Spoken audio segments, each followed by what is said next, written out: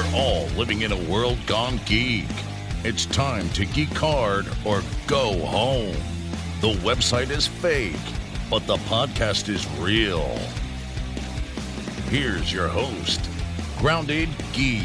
Hey everybody, welcome back to another episode of The Podcast is Real. As the deep-voiced man just said, I am Grounded Geek, also known as Jeff. I want to welcome you to the show. With me today, as always, is my good friend Utah Shu. Welcome to the show. Thank you. Greetings, my excellent friends. And I have a couple of special guests, and I'll explain why today. But I brought back my first two guests from our first two podcast episodes. From the very first episode, and also from Blerds Eye View, his own podcast. Chris G is in the house. How's it going, everybody? It's Chris G. How's it going? And also with me from our second episode, cosplay extraordinaire, Michael Knightmage Wilson. Welcome to the show. Hello, everyone. Thank you for having me back. I am glad that you're here. And here's why we've got to kind of do things a little bit different this week. Every week, as you know, I basically try to find the top 5 stories of the week.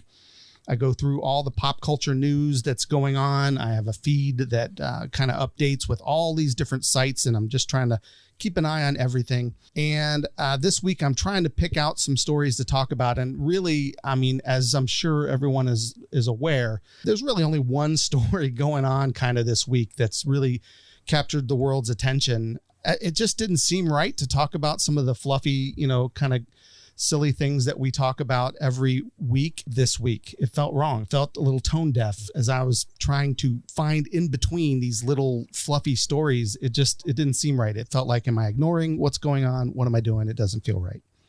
And so I decided to invite Chris and Michael back on the show to be able to share some experiences. As we talked on the first 2 episodes, both of these gentlemen shared experiences that were related to the geek things that we all love, but they shared their experiences from a different perspective, and how race had been an issue just in some simple geek things, or what I would have just assumed would be simple geek things, and of course were a totally different thing for them. And so tonight on the show, we're still going to do This Week in Geek.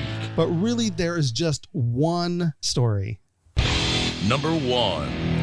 And obviously that has to do with George Floyd. It has to do with the protests that are going on right now, the Black Lives Matter movement, everything that's happening right now. I want to give Michael and Chris a chance to kind of share with us their experience growing up as geeks, as nerds. We're amongst company where that's not an insult to call someone a geek or a nerd. No. I mean, we own it.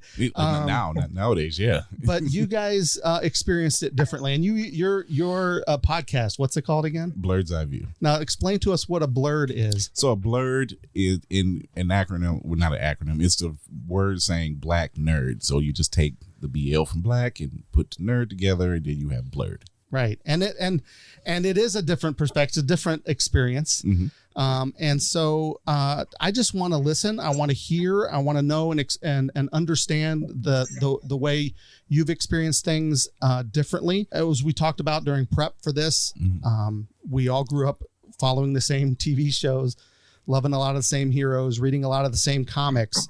But for you guys, obviously, it was different. Chris, why don't you get us started off? Tell us a little bit about how things are different from the perspective of a blurred. Yeah, well, growing up as a blurred, so to speak, you almost had to be closeted.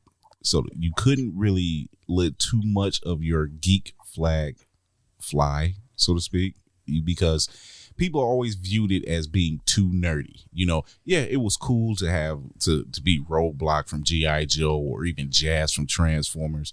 But a lot of people wanted to be Superman. From my neighborhood, they wanted to be Superman, they wanted to be Batman.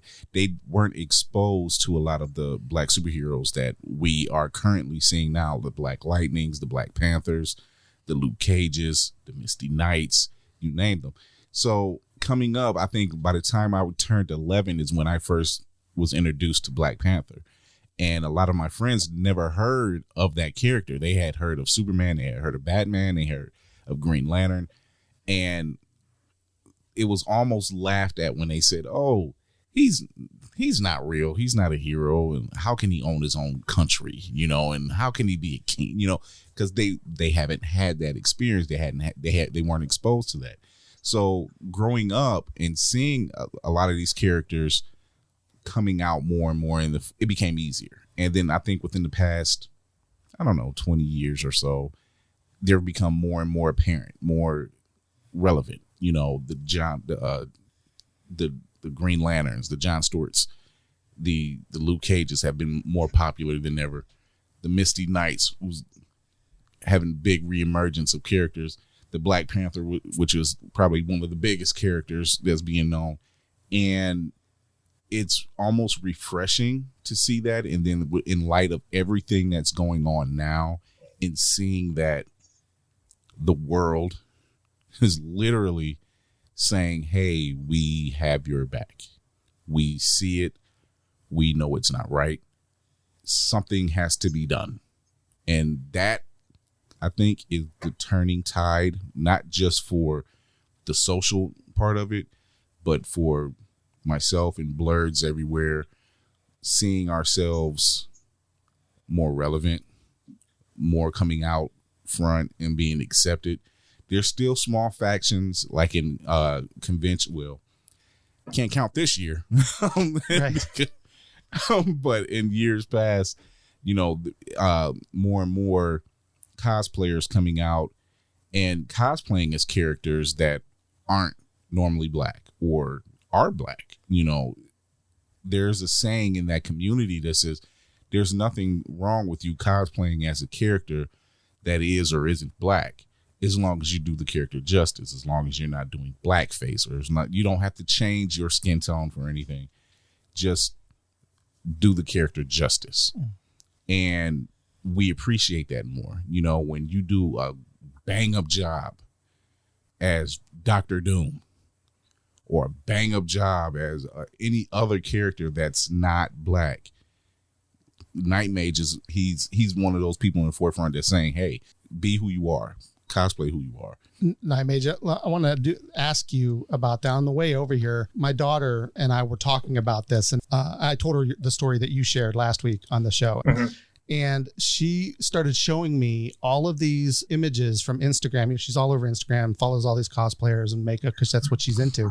And so many of them, and I'm hoping that you'll speak to this, and if you've experienced this, if it was an African-American Zelda, for example, or Princess Peach, or some, and both video game references, but a traditionally white character in these, there were so many of these veiled, like, ridiculous comments like wrong color but good job though, or wrong race but good job though, and I'm like, what is that a compliment? Is that something that you have experienced as a cosplayer?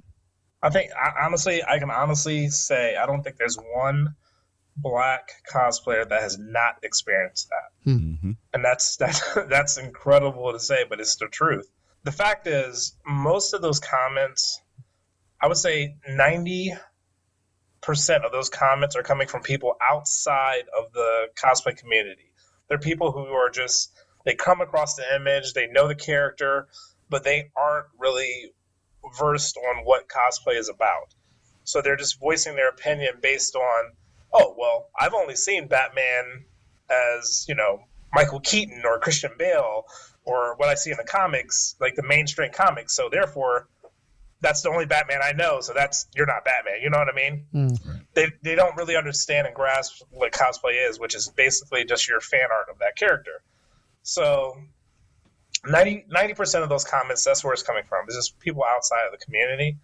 And then you do have your purists who are within the community that truly believe that you should only stick to what you do see in the mainstream, comics and movies. But I hate to say it, and I tell this in every panel I do, if you're going to cosplay, expect those comments. In some kind of way, you have to have thick skin, because you're going to have those type of people out there that's going to make those comments. It sucks to say, but that's just the reality. That should not stop you from doing it, though, because in the end, you're always going to have more positive than negative. Even if you have two of those comments you're going to have 100 positive. You're going to have the backing of the entire cosplay community that does understand what it truly is about. So don't let that stop you from, doing things that aren't traditionally seen. Kind of like what Chris was saying was, I know a big thing right now is a lot of times I'll get people saying, hey, I really want to do Storm. Hey, I really want to do Black Panther. Hey, I really want to do Luke Cage, but I don't want to be offensive and stuff. Dude, no. Like, do them. If you love those characters, do it. Do it justice. I mean, the only thing we do say is don't do blackface. So that's the one no. But man, there's a whole different historical context to it. Yeah. Exactly. Again, it's making the character your own. If in like I use like the multiverse theory. If on Earth number 9,022,022, Luke Cage might be white dude. He might be a 4-foot white dude. He could be. I'm actually willing totally to. I mean, right. So like, there's no. As a short guy, I would be all for that. So yeah, I mean, there's no limits to which characters you can do, but so that does not give you a reason to have to change your ethnicity basically by coloring your skin to try and replicate that character. You're going to have those comments. It's going to happen. But again, the most important thing is knowing that you have the backing of the community. Right. So going back to touch on a little bit of what Chris was saying at the beginning, and as geeks, as nerds, and at least, again, all I can speak to is my experience, even in high school and middle school and stuff, we're already on the outside. We're already a little bit ostracized. That you're not only ostracized because of these things that you're passionate about, but also the color of your skin. Well, see, I went to a predominantly black high school, and I had a small group of friends who got it, who understood. They were in that same realm. Coming up, like I said, you really had to be almost reserved, because it was just that one extra hurdle that you had to worry about. I'm like, oh, even amongst your own community, you like, oh, you like such and such. Yeah. But you couldn't really go into the whole, oh, yeah, you like Star Wars. Yeah, I like Star Wars. But then you start going into the whole history of Star Wars, looking at you like, hey, what the heck is wrong with you?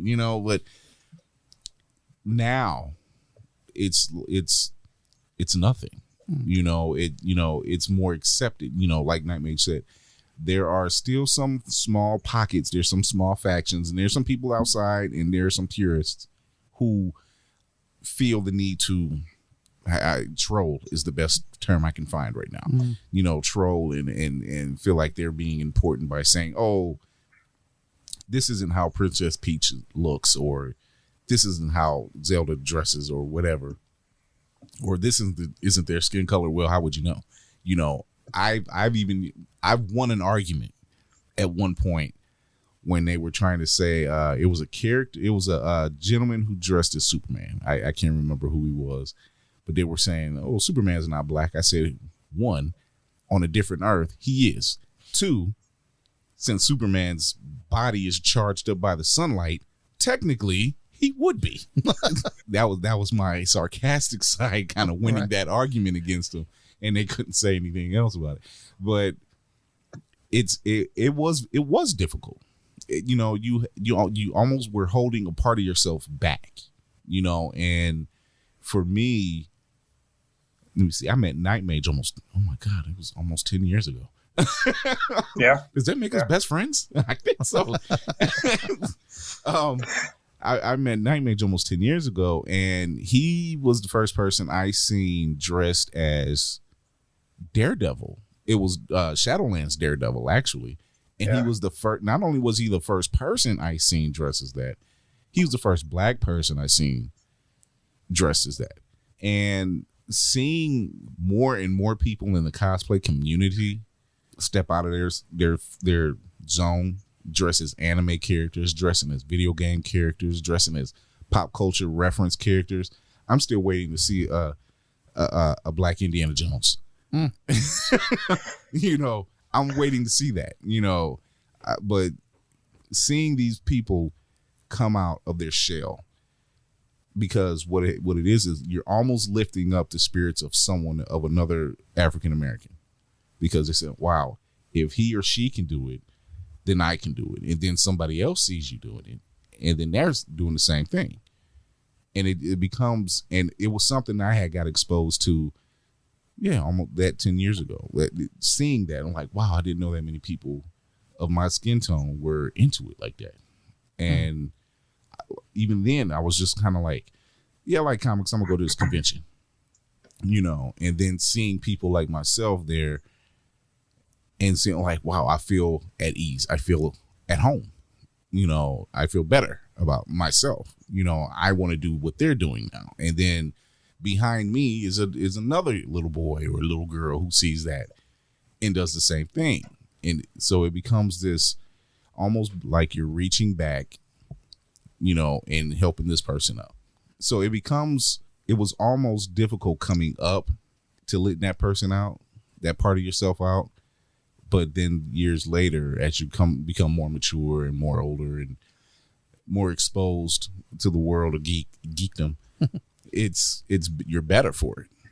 And you can tell the difference between the trolls and the purists and the people who are just doing it for the love of who they are and what they love. I mean, it sounds like, and again, correct me if I'm wrong, it sounds like, at least in the cosplay and the geek community, at least now, it's a place that kind of some people are weird colors, right? Because they're characters that they're dressed up as, right? That you can just kind of meld into some other person or some other character, whoever that is, and everyone just accepts that and gets along. But obviously in the real world, right, when we're not at a con or when you guys are just walking down the street, it's a different experience. It is. It can be, I mean, you almost have, what is it, like a radar? It's like a radar. Even now I work at a hospital, and there have been times where I'm walking in plain clothes with my book bag, badge out, and I can tell, like, from someone of a different color who sees a 280-pound, 5'10" guy, and they walk the other way, or they walk the opposite side of the street, or they will go across. And, I'm not bothered by it. I just notice it. And it's funny to me because I'm like, hey, I could be the one that's saving your life later. You never know. I could be the one that's working on a trade that's going to end up saving your life or your loved one's life later. So, I can't be bothered by that, but I see it all the time. Yeah, I think he's right. He's 100% right. Like, it's always on your radar. He was talking about, like, growing up, how it was like. And for me, in middle school, I went to a predominantly black school. And you talk about, like, growing up as a nerd, how you were kind of ostracized, and now it's accepted. But it was the same growing up as a blerd, where, you were ostracized because of the geek stuff. But if you were in a predominantly black neighborhood or school, you were then ostracized because you were trying to act white, because you liked anime and you liked, rock and roll or whatever, and that type of stuff. You were now a nerd, but now you're also trying to be white too. So you kind of got double the brunt of the things. And then in high school, I went to actually a predominantly white high school, and it kind of changed where now I didn't really have to so much worry about I'm trying to act white. Now it was just I had to worry about being ostracized just because I liked anime or cartoons and comics and that type of stuff.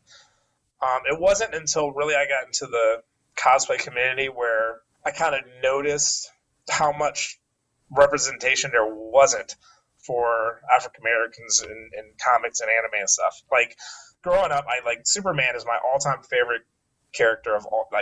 Superman. Superman's it for me. But I loved Black Panther. I love Blade. I loved all these other black characters, but I never noticed how, the difference in how many white characters there were versus black characters. I didn't notice it until I got into the cosplay and convention community. And then that's when I realized, like, holy crap, like, it's like 10 times more. Like, we are truly underrepresented. And so, now I truly believe that that's important. That really is important. Representation is important. It's important for the kids to see. Like I said, I think I told this story on the last podcast, but one of my favorite stories is dressing up as Batman, and it was an anti-bullying school event, and it was a predominantly white school. Well, afterwards, basically all the kids loved it. The teacher told me, all the kids loved it, but there was this one kid that just kept saying, oh my God, Batman looked like me. Like, that means I can beat Batman. And it didn't hit me really until then, like, holy crap, like, we don't really see that. We don't see that representation, so therefore we don't, aspire to be that type. Do you know what I mean? Mm-hmm. So that's why I do think it's important for us to have that. And I think we're actually turning a tide with that. Like, you see a lot more black characters being created, but then also you see a lot more indie artists being highlighted for their characters too. So yeah, I think we're turning a tide with that, but extremely important. Mm.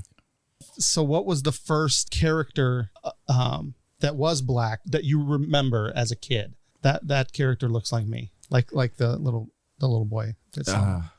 Before Black Panther, yeah, it was a close tie between Roadblock and Panthro from Thundercats. Okay. Yeah. And actually, mine is very similar.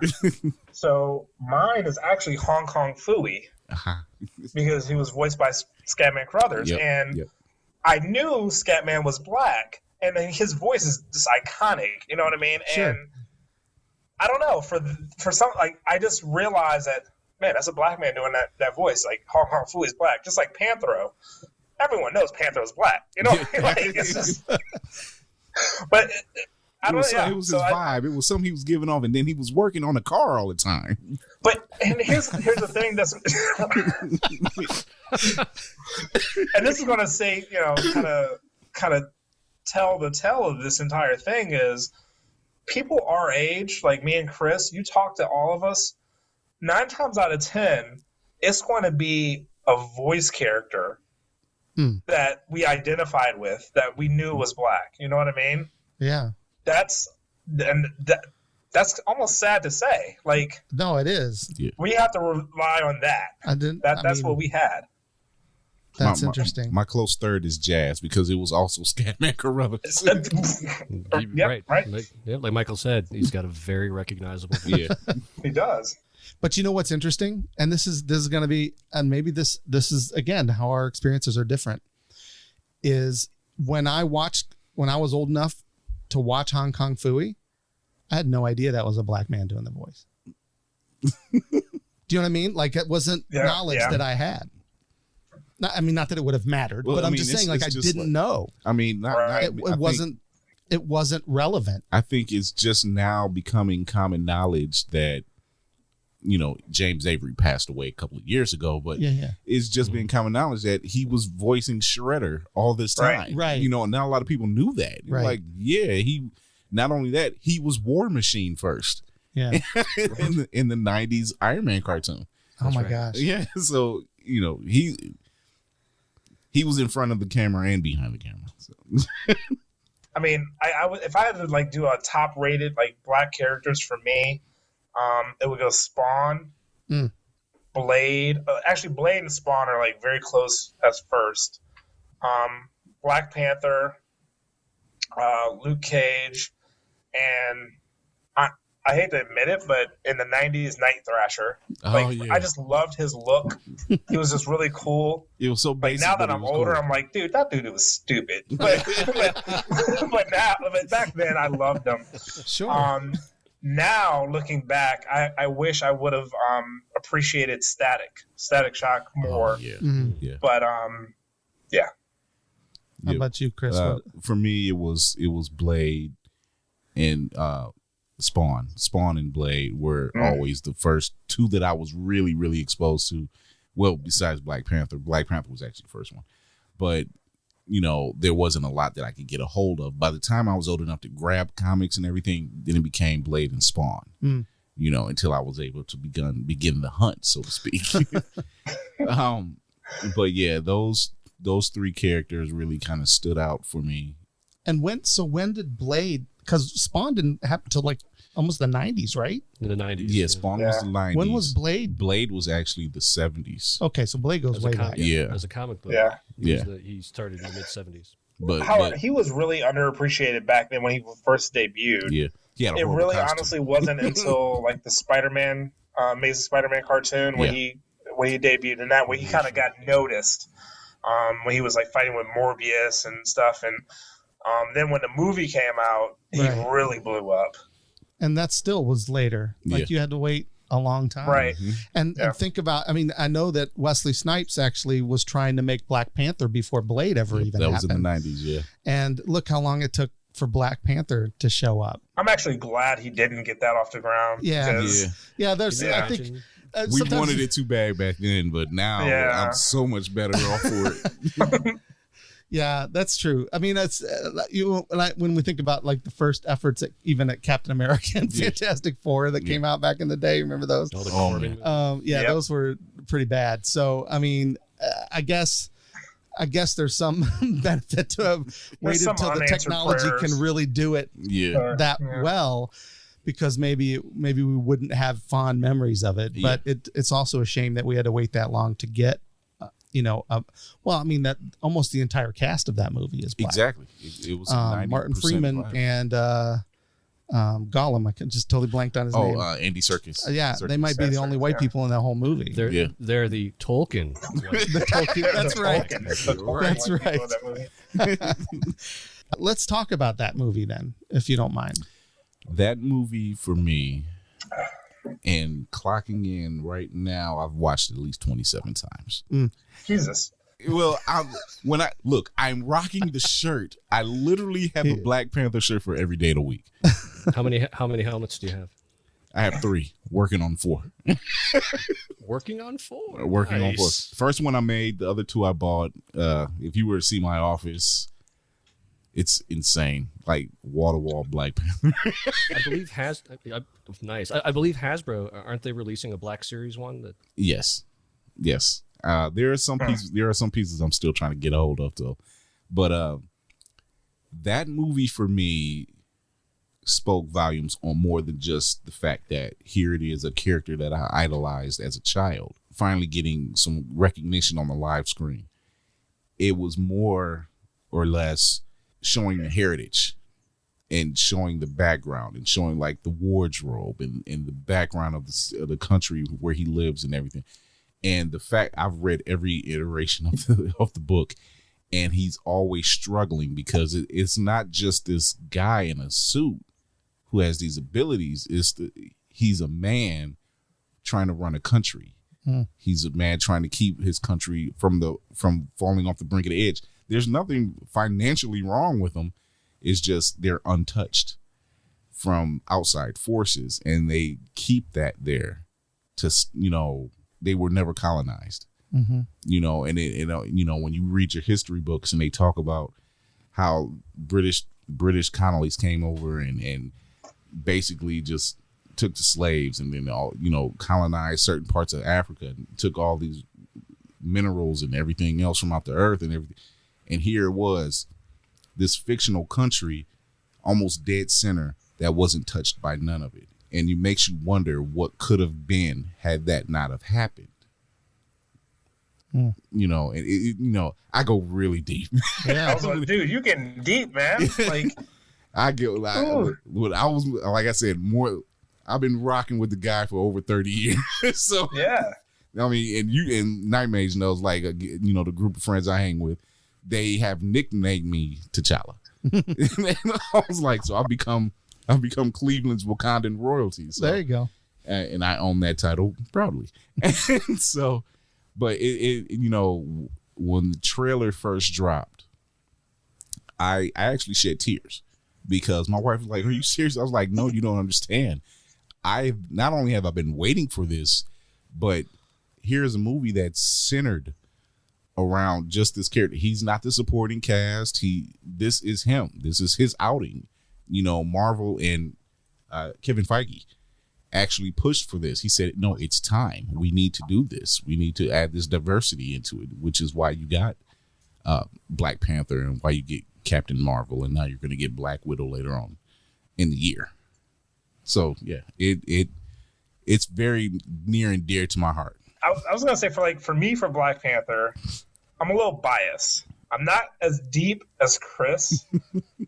I love Black Panther only because I was an extra in the movie. Besides that, dude, just seeing Black Panther on screen and actually being able to be a part of it, and then I don't know, man, and seeing how successful it was, like being actually one of Marvel's most successful movies, that speaks volumes. And I don't know, it's history. It's amazing. It shows that there's a need there, and it shows that there's definitely a want there too. So yeah, I love the movie. Black Panther as a character, again, I loved him as a black character. He was never really like personally like on a hierarchy, a huge like character for me, but as a black character, I think he was probably one of the best representations we had.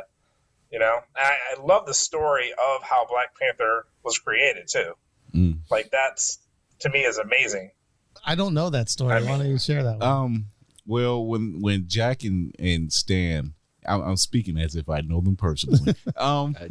Stanley and Jack Kirby called it. Right. You know, when they co-created Black Panther together, but you know, the costume that they had, it was like this garish yellow and black leotard outfit with black leggings and a reddish cape, I think it was. And that was their rough draft, and they called it the Cold Tiger, and it just didn't work. It didn't work. And so they ended up calling him the Black Panther. Now, mind you, this had nothing to do with the actual Black Panther movement, because they came out like maybe 6 months later. Interesting. Yeah. Right. You know, so it predated them. You know, it was sheer coincidence.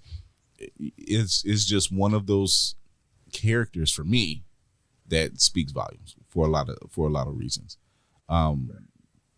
John Stewart's Green Lantern is another one. It wasn't just the comics, because he has a very interesting story. Excuse me. But when he premiered on the Justice League cartoon instead of Hal Jordan, whom everybody known as basically the premier Green Lantern, that spoke volumes. I think they were ready to do that. You know, he really had even in the cartoon, he had a great story. He really did. And with that, actually, even when like Justice League came out, I would actually argue that more people wanted to see John Stewart as the Green Lantern than Hal. Mm-hmm. Like, I think you're right. He's like, yeah, he took over the Lantern Corps. Like he had that commanding presence. Yeah, he was cool as hell. Like his constructs were creative. He was I want to say it, but he's everything that Hal should have been. Yeah. You know what I mean? But he was just cooler. Plus, he got with Hawk Girl, so. Yeah, I mean. And Vixen.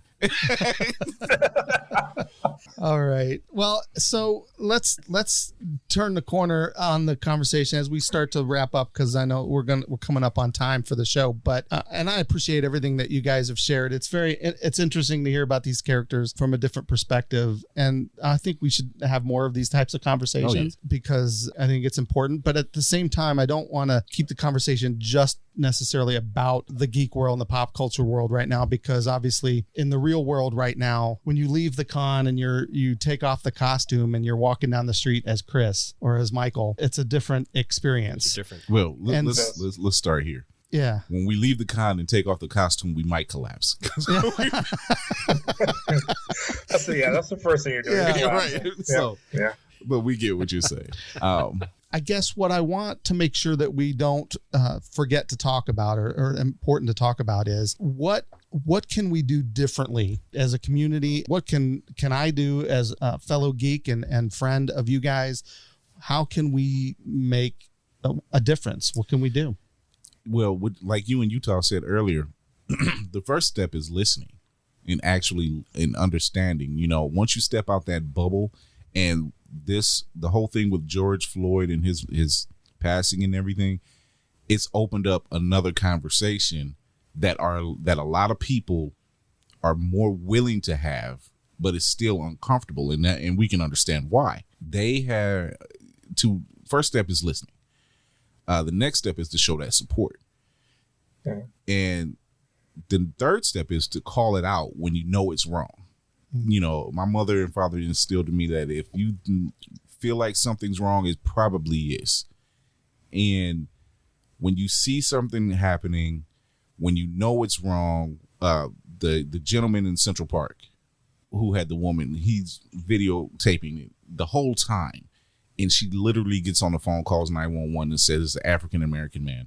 And he's threatening me. He's threatening to hurt me. He's done nothing of the sort.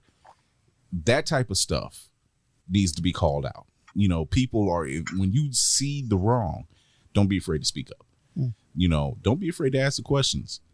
You know, it's almost like we need you to hear it, because it's not so much a cry out.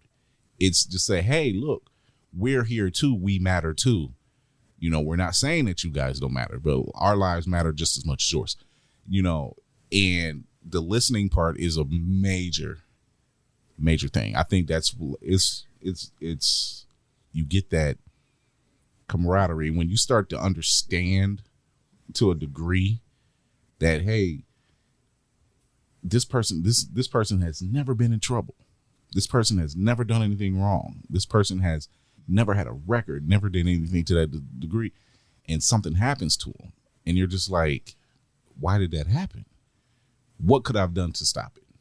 Could I have stepped in? Could I have spoke out on it? You know, and you know, Knightmage is law enforcement. He's one of the guys who does the right thing, and he's on the line. You know, he does his job.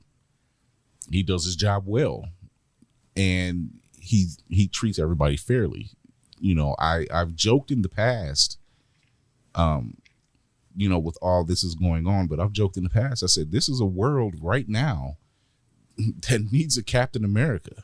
You know, it literally has a person who sees no color line and just says, if it's right, it's right. If it's wrong, it's wrong. And everybody gets treated fairly across the board. That's it. Yeah, actually, he hit the nail on the head. Like, I think the echo Chris is listening. Listening and having these uncomfortable conversations, exactly what you're doing right now. That's key, and that's the most important thing to keep doing and having these conversations. Dude, it's tough. And the silver lining in everything that's happening is slowly things are getting better. They're never going to be perfect. We're always going to have this divide, but slowly it's getting better. And the one thing that's very frustrating is like kind of like what's going on right now with the Black Lives Matter versus all lives matter. At the core, in a perfect world, we want the same thing. Truly, all lives matter. All lives should be treated equally, and everything should be on the same across the board in a perfect world. But we don't live in a perfect world, and right now, we have to realize who is in need, and those are the Black lives. So that should be the focus, and that's the frustrating thing that a lot of people don't want to realize and don't want to admit to. Being in law enforcement, it's stressful because I've been in law enforcement for 20 years. I know why I got into it. I know I'm a damn good officer. I know what I do. I know why I'm in it.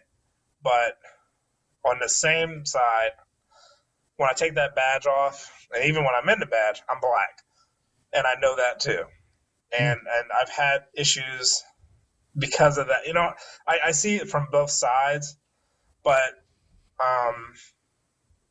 trying to convince the public that, you know, all cops aren't bad. It sounds very cliche. All cops aren't bad. It's hard to do right now because there's not a lot of good that you see. Do you know what I mean? Mm-hmm. I don't know. I think all we can do right now is just focus on the good, stay positive, and just lead by example. I think that is the most important thing. Is just even if you're in law enforcement, if you're not in law enforcement, if you're black, if you're white, it doesn't matter. Lead by example. However it is that you want to see this world, lead by example, and just be that good. Be the good that you want to see. And that's it. That's it. I think being a blurred in this world, I can point out at least 4 different characters or books that touch on such things. And one of them I already touched on was Captain America. Another one is Superman. This third one is X-Men. They put it poignantly, humans fear what they do not understand, and what they do not understand, they hate. And I love reading X-Men comics, and they always use that line that we do. People fear what they do not understand. When you don't understand something, you react in a way that is just not human, and born from that is the anger and the hate. So you have to just find a way to, shut that part of yourself off or cut it away. And like I said, listen, this person is different from you for a reason. We're not all supposed to be the same. The whole purpose of us being on this planet is to live in some form of harmony. We're not going to always agree on everything, but we got to at least try to understand the other side. And once you can listen and understand that other side, only then will you become the master. Totally. That was last week. That was the glow. That was the last dragon. It was there. Yeah. Hold on. Actually, real quick, I'm gonna throw out real quick, because since it is a geek podcast and it is a kind of movie oriented podcast, I'm gonna point out 2 movies real quick that I think everyone needs to revisit and watch, and it kind of gives actually a good snapshot, especially like just on my end. Remember the Titans. I think Remember the Titans is an incredible movie that speaks to the heart, even though it's not factual, and there's some discrepancies on that. Sure. But don't worry about that. Don't worry about all that. But Remember the Titans, I think, speaks to the heart of how we should view things, how we should look at things, and how we can grow and progress and learn from this and into where we're supposed to be. But then also on the law enforcement side, it's a very lesser known movie. It's called The Glass Shield. Oh, yeah. And actually, I believe it was Ice Cube's first movie that he did. And it stars Lori Petty. She's a female officer, but it's about this black officer who had just graduated the academy, and he joins this police force, predominantly white police force, and he quickly gets into that mentality of the brotherhood. And there's a police stop, and it's a wrong police stop, but he's kind of coerced to doing what his superiors and stuff tell him to do, even though it was wrong, because he's part of this brotherhood. And it's just it's a rabbit hole of he shouldn't like what's wrong and what's right. You know what I mean? Right. And it goes through the politics of being in law enforcement and that type of stuff. And it's not 100% always clear cut, but that movie is just that. I love that movie. That was one of the first movies I saw. That made me open my eyes to law enforcement and quote unquote the system.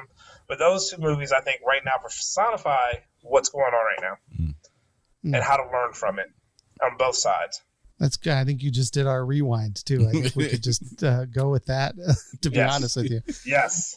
I gotta and we can just combine them into this one episode. I feel like again, I really appreciate you guys coming on and talking about this. This one of the things that is important to me about this podcast, and the reason I call it World Gone Geek, and the reason this whole I call the podcast is real. That World Gone Geek is this this idea that more and more kind of the geeks are kind of taking over the world, right? Because like movies, like they're all the movies coming out right now, everything that's pop culture related is huge, and they're all trying to cater to us, and they're doing all these things from a geek perspective. The geeks shall inherit the earth. They sure will. And that's absolutely true. And I think, to me, one of the beauties of cons and, kind of the geek culture is that here we are from different backgrounds, different circumstances, different worlds, but we love Black Panther, we love Captain America, we love Superman, we love, you know what I mean? And that's a common ground that we have, which is this place that we can all come together and talk about it. But I don't want to forget that there's a real world out there, and the real world, unfortunately, doesn't live by the geek the standard. It's the all geek standard. In a world gone geek, we believe that all men are created equal. And we are striving for geek quality. Quality. Did I just coin something new? You just coined it. I think you did. Copyright that. I think we need to use that tagline. Absolutely. But no, I really do believe like that is something that, at least from my perspective as World Gone Geek, as a website, as a podcast, any of them, is that we will not stand for racism of any kind. Doesn't have a place in this world. It doesn't have a place in cosplay. It doesn't have a place in conventions. It doesn't have a place, in comic books, in the movies, the films, the TVs. It is there. It is everywhere, right? Yeah. But we as geeks need to do something about it. We can't stand by. My daughter pointed out all those comments, right? We can't just say, oh, well, that's just what it is. You have to stand up and say something. Go ahead. I think you were getting ready to say something. No, I was just going to say, like, honestly, that's why I am so passionate about this community, is exactly what you just said. Like, we have that common ground. And I always say, like, dude, I traveled the world, and everywhere I go, it's like a family reunion. Like, it doesn't matter if I can't understand what you're saying. When we see that Superman sitting there, we understand each other. You know what I mean? And that to me, I don't know, that's it's something special. And I think anything like that is like sports. Sports is kind of like that too. Yeah. Where there's certain things where you totally forget everything, and you just have that camaraderie. Nothing matters. It doesn't matter what religion you are. It doesn't matter what race you are. It doesn't matter what, sexual orientation. Nothing else matters other than that common love for something. And I don't know, that's why I personally love this community, is just because we can escape and all have that camaraderie for whatever it is that we love. Yeah. It's beautiful. I honestly, for 2 years, people I come across, Wakandan salute. I've come across complete strangers in stores and done it, and they've gotten it. Little kids, they do it. I've seen a little kid walk by. I had not this Black Panther shirt, but I had another one on, and I was in the store, and he was like, "Oh, he's got Black Panther," and I did the salute, and he did the salute right back. And he got it, and now here we are in the era of COVID, and now you really can't touch. So guess what? I'm revamping the salute. So interesting. I've always said that everyone in this world is a geek about something, right? We just don't use the word, right? You mentioned sports. There are sports geeks, no question. Fantasy football is Dungeons and Dragons for sports freaks, right? And this is coming from a guy who's a geek and a sports. I like sports too. So, and I'm in fantasy football. Yeah, I own that. It is Dungeons and Dragons. It's not, exactly. You don't know. You're not. It's not a real team. You're not doing anything special. It's everybody's a geek about something, and it's like once we find other people who share that passion, then a community is involved. What the problem is, the world needs to become geeks about, I guess, humanity. It feels like, it's like we all just need poignant. The main passion. Sure, we love Superman, sure we love things, but our main passion as human beings should be for one another, right? For loving each other and making the world a better place. I've always thought that we're going to say comics in this retrospect, that if you follow characters like Superman, Black Panther, Captain America, and the ideals, then those are the ideals that you should be transferring into the real world. You know, truth and justice, American way, equality for all, you know, standing up for what's right. That type of stuff. In this case, life should be imitating art. Right. So, yeah, we show an idealized world. Yeah. In sometimes in these movies, and then, you know, in the real world we don't act on it. Yeah. All right, guys, we are running up on time. This has been a great conversation. Thank you so much, Chris, for being on the show. No problem. Michael, as always, it's a pleasure. Utah, I see you every time we do this. So, except for next week. Next week, we got some special guests. Rich Handley and Lou Tambone will be on the show. They're talking about their new book about Constantine, which actually I should mention you can win a copy. If you go to our Facebook page, World Gun Geek on Facebook, there's a contest. So you can actually win a copy of that book by entering that contest. I want to thank you guys again. This has been our show. We'll start talking about pop culture and all the. I mean, we talked about pop culture, but we'll talk about the news again next week. I thought it was important to take a pause and just listen and have a serious conversation. And maybe, you know, we'll do it again if things don't change. But we got to make things change. Things have got to change, and it's got to start. Things will change. Yep, it's got to start with us. So, thanks again, guys. We'll see you guys next week. The Podcast is Real is a World Gone Geek production.